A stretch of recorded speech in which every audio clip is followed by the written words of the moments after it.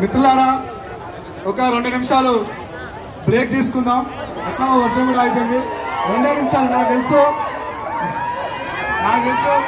మేము ఉన్నది కూడా మీతో ఆడనీకే, అట్లేం లేదు. మన పెద్దలు వచ్చారు కాబట్టి వాళ్ళని కూడా 2 నిమిషాలు మనకి శుభాకాంక్షలు సార్. దాన్ని ఒక 2 నిమిషాలు ఓపికతోటి వినవలసిందిగా కోరుచున్నాను.